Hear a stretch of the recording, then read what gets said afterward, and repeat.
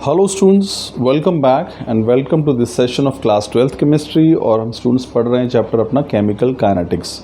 आज एक और बड़ा इंपॉर्टेंट टॉपिक हम लोग स्टडी करेंगे। अगर आपको ध्यान हो तो हम पढ़ रहे हैं कि फैक्टर्स कौन कौन से हैं जो किसी भी केमिकल रिएक्शन के रेट को अफेक्ट करते हैं।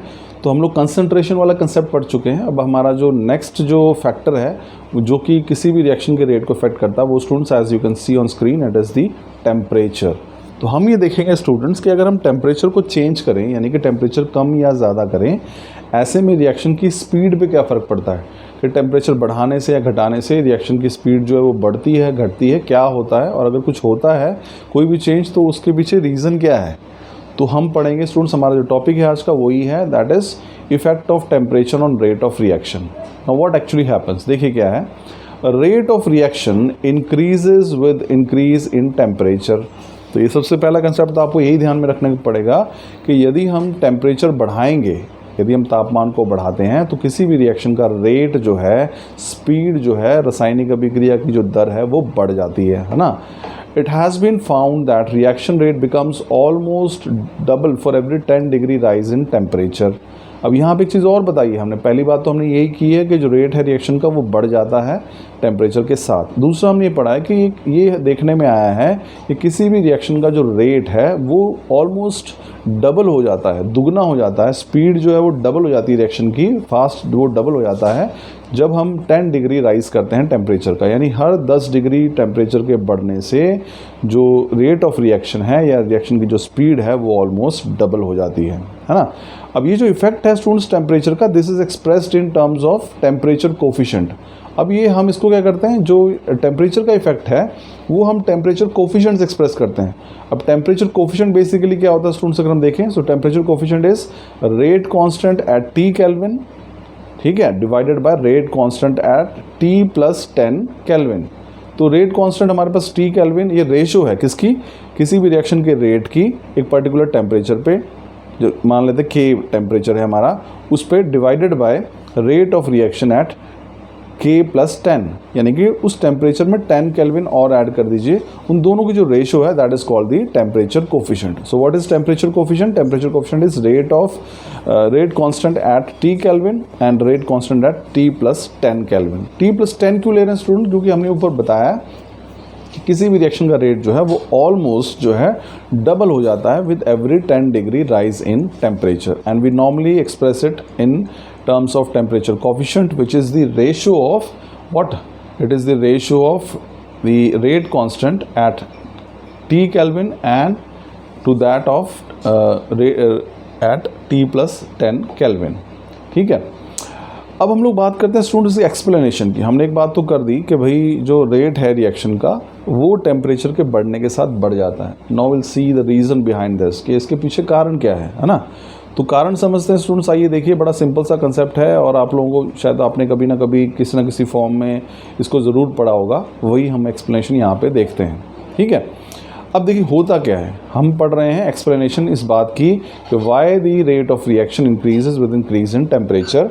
तो हम ये देखेंगे होता क्या है student, with rise in temperature the kinetic energy of the molecule also increases, है ना। सिंपल सा कंसेप्ट है भाई, अगर आप टेम्परेचर बढ़ाओगे तो जो रिएक्टेंट मॉलिक्यूल्स हैं उनकी काइनेटिक एनर्जी यानी वो ज़्यादा फास्ट जो है वो मूव करना शुरू कर देंगे, है ना, ज़्यादा फास्ट मूव करेंगे। क्योंकि काइनेटिक एनर्जी क्या होती है, it is directly proportional to absolute temperature. तो ये सिंपल सा कंसेप्ट ये है स्टूडेंट्स कि अगर हम टेम्परेचर बढ़ाएंगे तो मॉलिक्यूल्स की काइनेटिक एनर्जी भी बढ़ जाएगी। अब मॉलिक्यूल्स की काइनेटिक एनर्जी बढ़ेगी तो फिर क्या होगा। अब देखिए स्टूडेंट्स, हमने कोलिजन थ्योरी के बारे में भी पढ़ा था, अगर आप लोगों को ध्यान है कि कोलिजन थ्योरी क्या कहती है। वो कहती है कि अगर रिएक्शन को होना है, for a reaction to occur the molecules must collide simultaneously, कि मॉलिक्यूल्स जो हैं रिएक्टेंट के वो आपस में आएँ और एक साथ टकराएँ। अब टकराने की क्षमता बढ़ जाएगी अगर हमारे पास मॉलिक्यूल्स की काइनेटिक एनर्जी यानी स्पीड बढ़ जाएगी। और स्पीड कब बढ़ेगी, जब हम टेम्परेचर बढ़ाएंगे। तो हम टेम्परेचर बढ़ाते हैं, उससे क्या होता है, मॉलिक्यूल्स की काइनेटिक एनर्जी बढ़ती है, वो और फास्ट स्पीड से एक दूसरे से टकराना शुरू करते हैं, कोलिजन्स होते हैं, और जिसकी वजह से रिएक्शन का रेट जो है बढ़ जाता है ना। तो यहाँ पे हमने ग्राफ से भी इसको शो करने की कोशिश की स्टूडेंट्स। ये देखिए हमारे पास एक तरफ हमारे पास फ्रैक्शन ऑफ मॉलिक्यूल्स है और यहाँ पे जो है वो टेम्परेचर है। ये फ्रैक्शन ऑफ मॉलिक्यूल्स लिखा है, consider this to be temperature.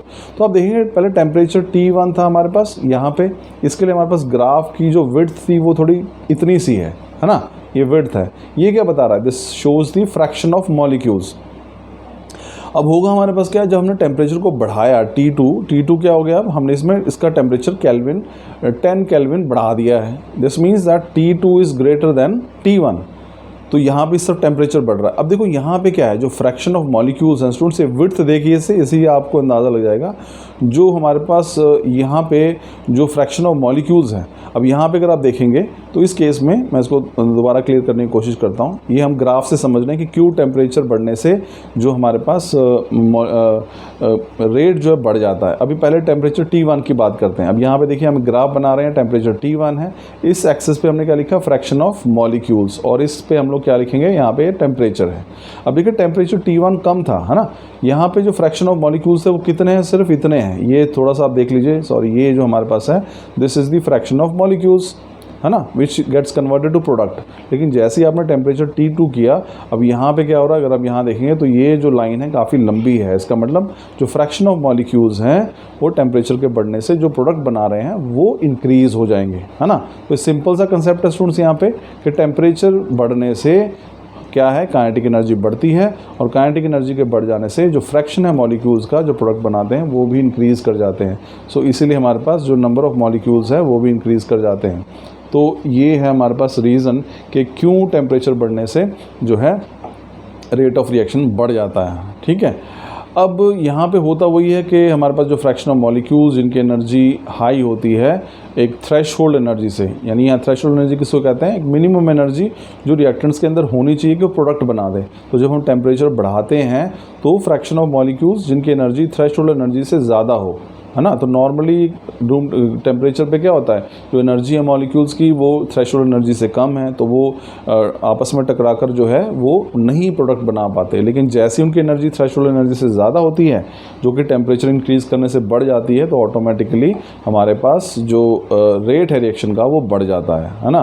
तो ये जो रिएक्शन का रेट है वो ऑलमोस्ट डबल हो जाता है अगर हम 10 डिग्री टेम्परेचर बढ़ाते हैं। सो सिंपल सा कंसेप्ट स्टूडेंट्स यही है हमारे पास कि टेम्परेचर के बढ़ने से जो हमारे पास फ्रैक्शन ऑफ मॉलिक्यूल्स हैं जिनकी एनर्जी थ्रेशोल्ड एनर्जी से ज़्यादा होनी चाहिए वो बढ़ जाती है और बढ़ जाते हैं, जिसकी वजह से ज़्यादा प्रोडक्ट जो है बनना शुरू हो जाता है। सिंपल वे में हम कह सकते हैं कि यहाँ पे रेट ऑफ रिएक्शन जो है वो इंक्रीज़ हो जाता है। तो स्टूडेंट्स आइए हमें एक और इम्पॉर्टेंट टॉपिक पे चलते हैं, वो हमारे पास है आर्हीनियस इक्वेशन। अब आर्हीनियस इक्वेशन स्टूडेंट्स बहुत इंपॉर्टेंट है क्योंकि बोर्ड एग्जाम में सीधा ही पूछा गया है कि राइट आर्हीनियस इक्वेशन, है ना।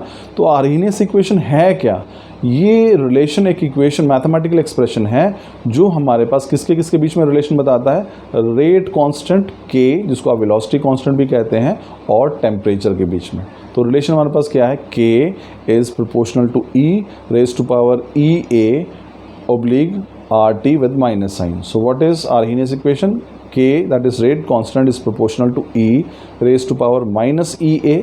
वो ई ए क्या है, यहाँ पे एक्टिवेशन एनर्जी है, oblique R and T, where what is R, R is gas constant, T is absolute temperature. तो हम लोग यहाँ पे प्रोपोर्शनलिटी साइन को हटाएंगे स्टूडेंट, तो कांस्टेंट इंट्रोड्यूस कर देंगे, वो कांस्टेंट क्या है, ए।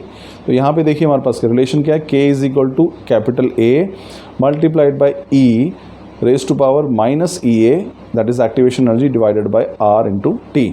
सो what is K, K is rate constant, E is base of natural log, E A that is activation energy, R is gas constant, T is absolute temperature, and A is called the proportionality constant, which is also referred to as the frequency factor. तो ये हमारे पास relation है students किसके लिए, जिसमें हम एक relation mathematical expression है जहाँ पे हम लोग रेट कांस्टेंट और टेम्परेचर के बीच में रिलेशन को बताते हैं, and name of this equation is Arrhenius equation. ठीक है स्टूडेंट्स, अब हमारे पास ये इक्वेशन आ गई। अगर आप देखेंगे equation is this, K is equal to A into e raised to power minus e a by RT. Now on taking log on both the sides, अगर मैं दोनों साइड पे log ले लेता हूँ, उस केस में आप देखेंगे यही जो ऊपर इक्वेशन मैंने लिखी है जिसको हम आर्हीनियस इक्वेशन कह रहे हैं, तो वो इक्वेशन जो है थोड़ी सी मॉडिफाई हो जाती है। This becomes log of k this is equal to minus E A divided by 2.303 RT plus log of a, है ना। अब यही इक्वेशन हमारे पास जो है ये आई है ऊपर आर्हीनियस इक्वेशन से, जब मैंने इसको किस में कन्वर्ट कर दिया, लॉग ले लिया। पहले बेस ई था, now the base is for log 10, है ना। तो ये डिफरेंस है हमारे पास। और आपको पता है कि जब ln नेचुरल लॉग जिसका बेस e होता है उसको हम log टू द बेस 10 में कन्वर्ट करते हैं, हमें वो 2.303 से मल्टीप्लाई करना पड़ता है। तो हमने यही किया है उसी इक्वेशन में जो हमने ऊपर लिखी है यहाँ पे। मैं इसको दोबारा दिखा देता हूँ स्टूडेंट्स, आप देख लीजिए इसे। ये मेरे पास इक्वेशन है, इस इक्वेशन का हमने लॉग ले लिया है both the sides. That is यहाँ पे बेस क्या है, e, ये नेचुरल लॉगरिथम का बेस है, और हमारे पास यहाँ पे क्या है, बेस जो लॉग का वो कितना होता है, यहाँ पे 10 होता है। तो इसी को हम लॉग में कन्वर्ट करेंगे। So equation becomes log of k is equal to, यही इक्वेशन क्या बन जाती है, -EA divided by 2.303 RT plus log of a। अब अगर मैं इसी इक्वेशन को दो डिफरेंट टेम्परेचर पे स्टडी करता हूँ स्टूडेंट, तो मेरे पास यही इक्वेशन जो है वो थोड़ी सी मॉडिफाई हो जाती है टू डिफरेंट टेम्परेचर पे, से T1 एंड T2। उस केस में मेरे पास क्या होगा, log of K1 by K2 this is equal to EA divided by 2.303 R multiplied by T2 minus T1 divided by T1 multiplied by T2. So this is the Arrhenius equation at two different temperatures T1 and T2 with two different rate constant respectively K1 and K2. So this is the relationship between temperature and rate constant, and it is given by Arrhenius equation. Now students, we move on to the next topic, that is the nature of reacting substance, that is how rate of reaction that is affected by the nature of reacting substance. Now let us see. Now the nature of reacting substance affects the rate significantly. I mean हमने जो reacting substance लिए हैं, जो reaction कर रहे हैं, उनका nature जो है वो रेट को बहुत ज़्यादा प्रभावित करता है। यहाँ पे सिंपल से एग्जांपल से देखते हैं। सपोज करो oxidation of ferrous by KMnO4 in acidic medium is practically instantaneous. यानी जब हम फेरस आयंस की हम ऑक्सीडेशन करते हैं, Fe2 पॉजिटिव आयन की ऑक्सीडेशन करेंगे, यानी कि Fe2 पॉजिटिव आयन को Fe3 में कन्वर्ट करेंगे, किसका, एक ऑक्सीडाइजिंग एजेंट का इस्तेमाल करके KMnO4, किस मीडियम में, एसिडिक मीडियम में। तो ये रिएक्शन जो है बहुत ही फास्ट होता है, इट इज़ इंस्टेंटेनियस। तो ये हम देख रहे हैं। अब दूसरी तरफ क्या होगा, अगर हम ऑक्सीडेशन करें ऑक्सलेट आयन की, ऑक्सलेट आयन है C2O4 2-। अब सेम चीज़ें हैं, KMnO4 ही हमने लिया है ऑक्सीडाइजिंग एजेंट, और मीडियम को भी एसिडिक रखा है, लेकिन ये रिएक्शन क्या है, इट इज़ मच स्लोअर। तो आप देखेंगे यहाँ पे पहले हमारे पास क्या था, फेरस आयन थे, और यहाँ पे क्या है, ऑक्सलेट आयन है, और दोनों की ही हम ऑक्सीडेशन करा रहे हैं KMnO4 की प्रेजेंस में in acidic medium.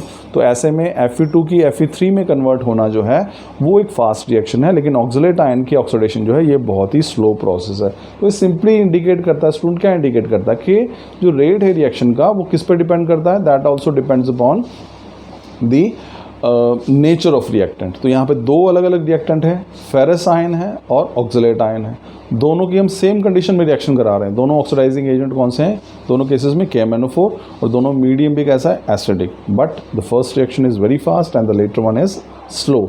So this clearly indicates that rate of reaction is dependent on nature of reactants also.